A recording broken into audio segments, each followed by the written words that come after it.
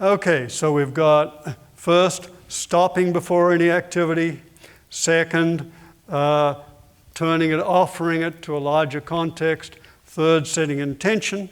Fourth is impeccability. That is, when we have our intention, when we do our activity, trying to do it as impeccably as possible.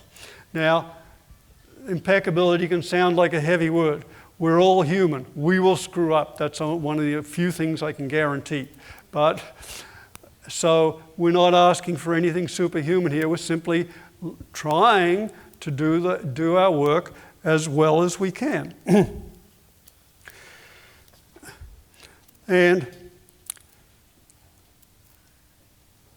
impeccability here has two dimensions, an inner and an outer dimension.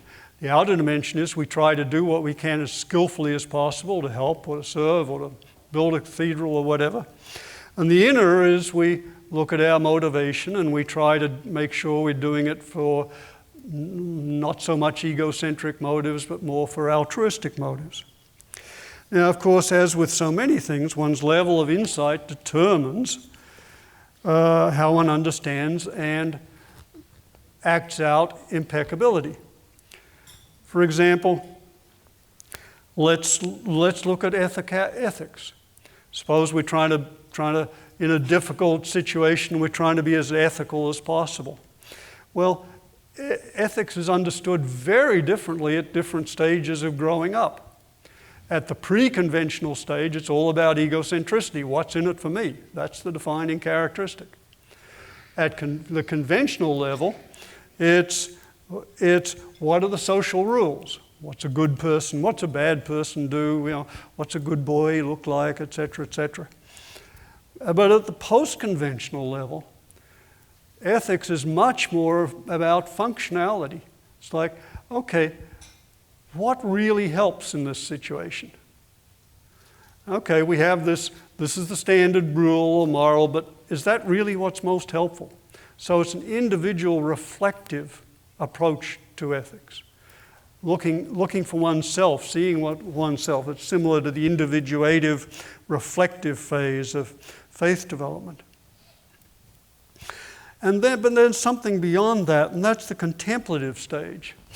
And when you have done a contemplative practice, then even if you haven't, this is something all of us can do. Contemplation just makes it a little clearer and deeper.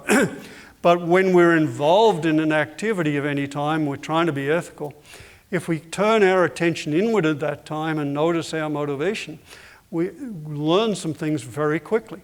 For example, when we're tempted to be unethical, at those moments we find within us motives such as greed and jealousy and emotions such as anger or fear, or and if we act those out, we reinforce them.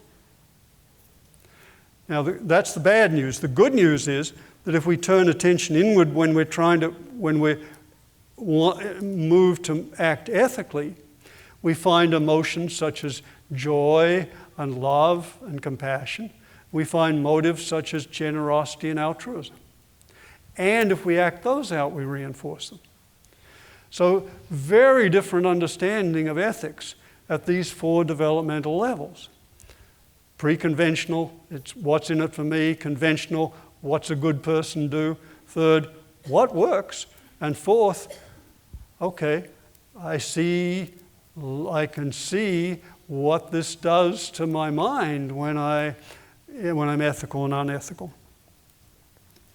And when you see this, when you move into a contemplative level of understanding ethics, then you understand that ethics can also function, in addition to being an optimal way to relate to people, it functions as a mind training discipline, that ethics is a win-win way of living, and is not a sacrifice but enlightened self-interest. So let me just ask, what would it look like if, let me just ask, step back one and let me ask, okay, what motive would you like to adopt for today? You're going to be meeting a lot of people today. We've talked about the whole spectrum of motives. We talked about some of the higher order motives. What motive would you like to adopt for the day with all these interactions you'll have, all the things that will happen? We have a choice.